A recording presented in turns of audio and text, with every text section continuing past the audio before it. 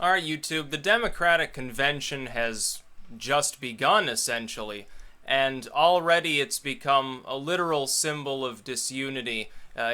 You see the protests outside, and this was predictable, I think, dwarf the protests that were had at the RNC. At the RNC, at its peak, there were maybe like 1,500 people outside.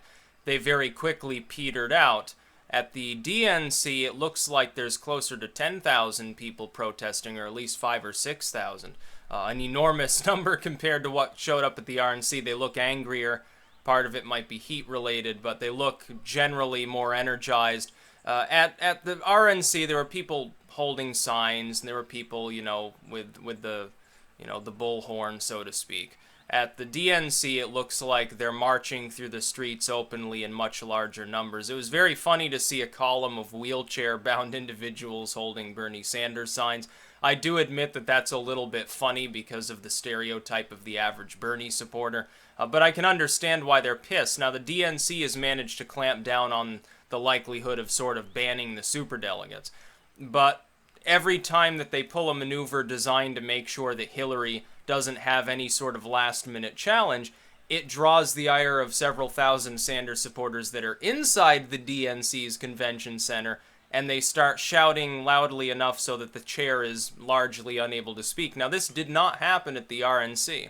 There was a brief moment very early on when some Cruz and Kasich fans, mostly Cruz fans, took to the floor and voiced opposition. They were universally drowned out. That's not currently happening at the DNC, though, and it makes them look bad. And that's really what it's about. You have to understand it is about perception. It's like Nate Silver earlier, before the polls updated, now he has Hillary and Trump about, even showed Trump with a greater chance of winning the presidency. He finally came around and admitted that there's actually a chance at all.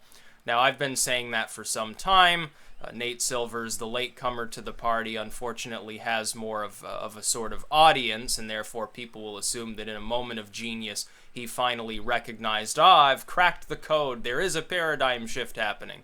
Well, I could have told you that several months ago. Others on YouTube could have told you that months ago. Nate Silver, Larry Sabato, and all these others, they're still clueless. They have no idea what's going on. It doesn't work with their algorithms. It doesn't work with their very mathematical, difficult-to-change sort of schema, which they use to judge the likelihood, the odds of somebody winning versus somebody losing. The fact that Gary Johnson is even compiled on there at this point, I think, shows that perhaps he's focused a little bit too much, honestly, on the raw numbers. Works during a normal election isn't obviously working right now. Trump is now ahead in the general election. Several more polls since the last video where I analyzed this have been released, showing Trump, I believe it was up respectively 2 and 3 points. He has now drawn into a dead heat in national polling with Hillary, as in the average. Before it was like a point behind, but it looked like he was rising. It's now showing he is arguably now ahead of Hillary Clinton. Part of this is independent voters. I'm not seeing a way in which Hillary can easily get them back on board. Trump would simply has to not say stupid shit, and he wins the election. That's relatively easy to do. You now have Donald Trump Jr., one of his sons, saying, oh yeah, maybe I'll run for mayor of New York, try to get in there and kick de Blasio out.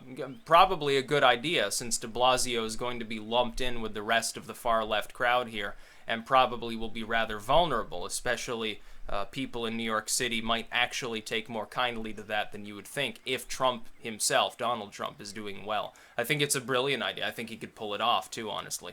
That would be interesting to see. It'd be very, very funny to see New York City run by a mayor of the same family of the President of the United States. It'd be sort of a dream team, as it were. But the DNC is already devolving into chaos. Now, as I said, I should probably analyze one thing further.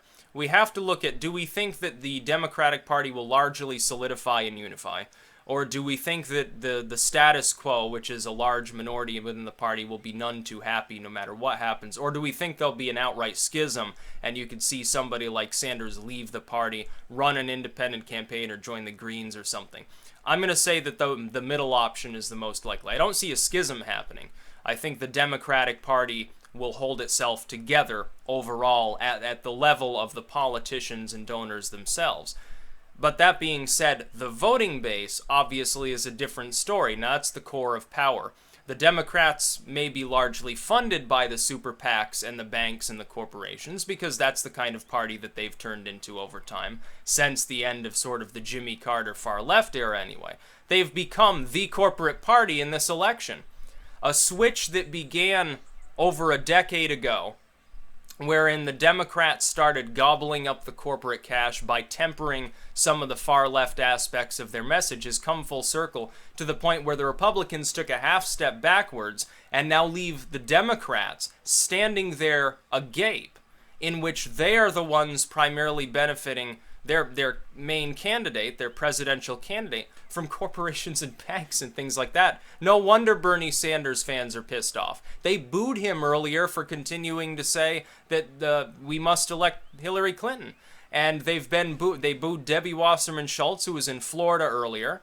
They booed her. They catcalled her and heckled her till she was practically ready to leave. And now at the same time, the DNC is on its third head in less than 48 hours. They tried Donnie Brazil, now they're on Marcia Fudge. The last person they tried to institute was caught up in the WikiLeaks dump as well, and there's no telling what'll happen as more of these emails are sort of gone through and more pondered, and WikiLeaks dumps more after the convention. I don't see a way forward for the Democratic Party. The problem is the Democrats stuck with a bank and corporate-backed candidate who offers no change, who offers more of the same, and who now is the corporate candidate. The Democrats, for the first time in a long time, have become the party of Big Pharma, of the TPP, of the military-industrial complex. Who could have seen that coming? It's like 1968 all over again, only without 100,000 hippies rioting outside. But those Bernie Sanders fans that are outside are far more numerous and far more emboldened than those that were protesting at the RNC. Most of those protesting the RNC were just a bunch of fucking retarded Cruz fans that nobody took seriously. They stood there very humbly and held up their signs. Then they went home the second day, leaving a conspicuous absence of protests. Most of those protesting at the DNC, they're not Trump fans. They're not Republicans. They're Bernie fans. They're from within the party itself. Therefore, they are more emboldened. And when they see, later on, when Bernie is truly shafted, when it becomes clear there is no last-minute maneuver, no last-minute pitch he can make to become the nominee or the VP or anything like that, all hell will break loose. Both within and without the convention center, you'll probably see a walkout. Number one, you'll see a lot more heckling. You'll see a lot more protesters outside as those inside that have walked out probably join them along with others. There are probably more people en route right now to join the protests. It's going to grow. It's not going to shrink like it did at the RNC. So my prediction was correct. We've already seen in only a few hours of the DNC much more in the way of protest and catcalling and disunity than we saw over the course of the entire RNC. That prediction has already been proven true. It's just a matter of how bad it gets, how much it declines Hillary's popularity, because she's looking for a boost right now. She needs it. She's fallen behind Trump now in national polling. She's beginning to lose steam and fall behind in some of the swing states, Florida, Pennsylvania, Iowa, New Hampshire. She's starting to falter badly. And she needs to reverse that with a big speech at the DNC. But if people are busy focused on how disunified they are, nothing she says is going to help. Her boost will be too little too late, or she won't get a boost from it at all. Or she'll come out and she'll actually end up experiencing a loss of support because some other major mistake has been made. So WikiLeaks will wait until after the DNC. They're not going to release anything new while the DNC is going on. It would be poor timing. The media cycle is being gobbled up by other things. Meanwhile, Donald Trump is busy making his statements to the independent voters. And he's starting to crack away at trying to gain the Latino voters, too. It doesn't help when the DNC is referring to Latinos as generational and homogenous and calling it taco reach out or something like that when they're trying to attract Latino voters. Do you think that's going to go over very well? I think they might have just endangered New Mexico and Arizona and some of these places that they've got to lean on or are potentially competitive. I think that they just really hurt themselves with that, and I don't think that you quite are seeing the effects yet. You got to realize most of the national polling now showing Trump, a point to 3 points ahead. ended before the DNC leaks. So it's not even taking into consideration any loss of support thereby. If she gets any bump at all from the DNC, you can expect from the convention, you can expect the DNC leaks at large combined with the problems at the convention to really stymie any growth of her support, I think. It's not going to help her trustworthiness. It's not going to help reabsorb the far left. They're lost. There's no way she's reabsorbing any significant proportion of those that aren't already on board that were voting for Bernie or supported Warren sort of progressivism. It's just not going to happen. That's about all. Peace out.